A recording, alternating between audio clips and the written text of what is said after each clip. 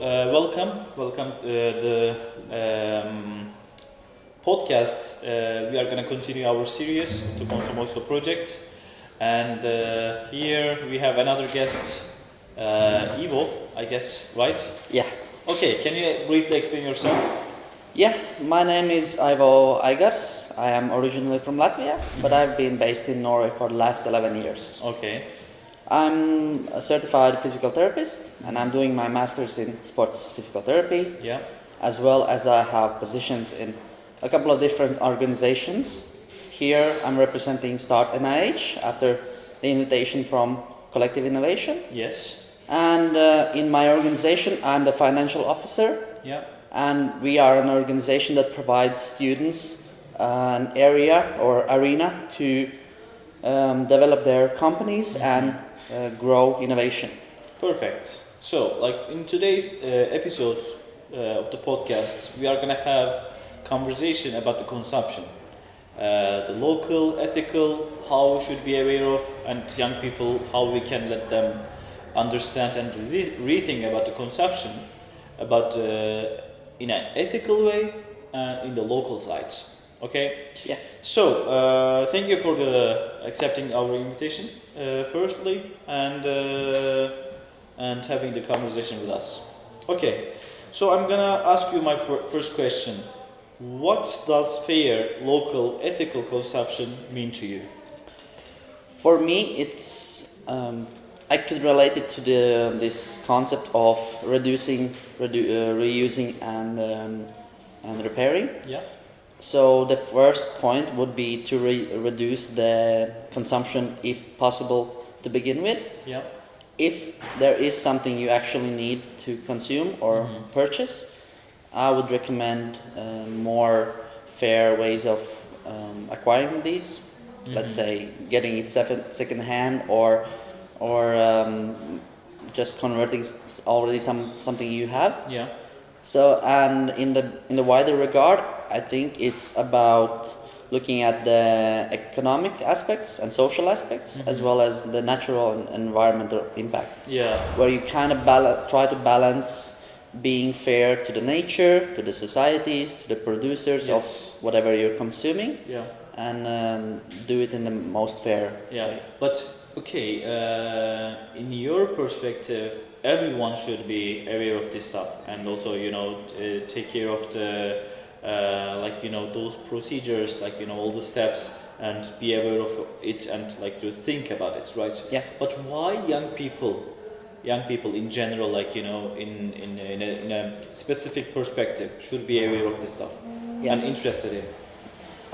I think we tend to underestimate how much power we actually wield as a group, because we used to have this big baby boomer movement that kinda makes their policies and the world around us according to what they want. Yeah.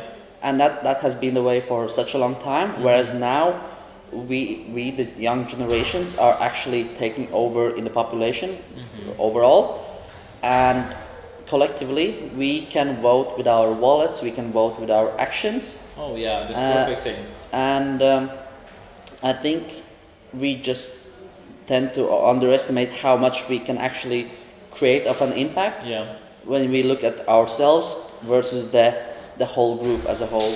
Okay, so let's talk about your country, Norway. So how aware are young people in your country about these topics, ethical, local consumption? I think it really depends from the person to person. In Norway, compared to maybe many other countries, I'd say we're dealing quite well. We have a lot of systems and agents in place for these things without us really knowing. It just happens by the consequence. If I'm gonna bring up some examples, let's look at Finn, which is kind of like a Norwegian version of. Can you explain what is Finn? Yeah, Finn.no. Yeah, it's like a Norwegian version of Craigslist. Yeah. So it's this online marketplace where you can sell your things or you can give them away as well. Okay. And they have these for not just items, but also many other things. So, but looking at the items and physical things area, you have many possibilities. If there's something you don't need anymore, you can put it up for sale easily. So all of the friction is removed. You can regain some of the value for yourself, and you prolong the life of the actual consumptive product. And you can also do this even if it's not in a perfect shape, because somebody somewhere might need it. You just price it accordingly, or you can just give it away, and they can try to repair it. They can try to reuse it in some other way, and this is it incentivizes the consumers to be more mindful or more, or they reuse their things more rather than if they would just throw it out. It's a perfect example actually, like, because if a person is, like, let's say from the scratch, like, buy a stuff. Let's talk about the kind of technological stuff from computer, let's say. Yeah. And a person buys in a first hand, right, and pays a lot of money, right? And after some years, or after some usage, he or she doesn't need it, and wants to buy another one, or or rechange it, right? Yeah. So he or she can put in the fin.no for a sale, or even give away, right? Yeah. So this is the way of Norway, how a brand or a thing can be used from the other person, from in a lifetime. Maybe not only once in a one person, it can be reused from another person to another person. Yeah. This is the perfect way of to be aware of the consumption from the whole society. This is good. Okay. Just to add a little bit on that, Yeah. especially when it comes to technology and electronics. Yeah. I'm not sure. I'm pretty sure this is for the whole EU, but I'm definitely sure it's for Norway when it comes to rules and regulations for guarantees from the manufacturer. For most of electronics, it's actually 5 years of warranty. Some have 2, but this also means when you're selling these things, you can provide the receipt, and the warranty continues with the next owner of the item. So I think this is also a huge aspect of keeping electronics out of landfill, because you can sell it and you can maintain the warranty. That's a big thing for exactly. Like, this is really good. But also, other side of the example, can you give also from the local side how local consumption works in Norway? For example, can you share some information and brief short steps or short information from the transportation, let's say, usage of the food and the clothes. Yeah. So let's start with the food. There is a lot of food farming in Norway, but it also is kind of limited to areas which are not too mountain range covered. When it comes to the farmers, they are being protected by the government, both in forms of subsidies, but also import taxes to keep the local producer able to compete to outside prices. Yes. So in this manner, we can still maintain our own food production. So we are self-sufficient in many aspects. Obviously, there is still import going on, but there is also a trademark, which shows that this product is made in Norway. It's grown in Norway. It's a kind of label, right? Yeah. It's grown in Norway kind of label with the Norwegian flag. I think I know it, because also Innovation in Norway supports that label, that product has been produced and made in Norway, which gives, and also to local people who lives in Norway to use their brands, their local stuff to create the value Yeah. in the country. Yeah, it's called Nyt Norge, which means enjoy Norway. Yeah, perfect. Okay, my last question.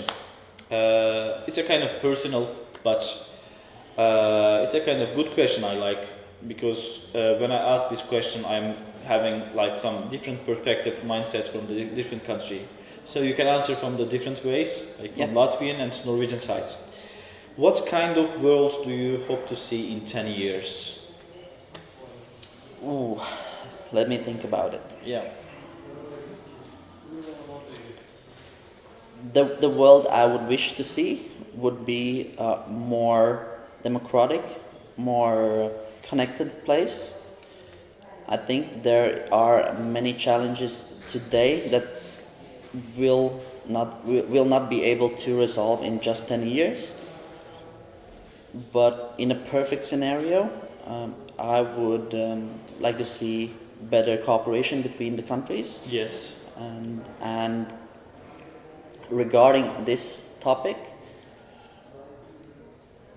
I think there's a lot of potential for growth, for both on an individual level, but also on a collective and societal level, where we as individuals need to put in our share, but we also need supporting governments, we need supporting policy makers that actually listen to share and stakeholders. Yeah.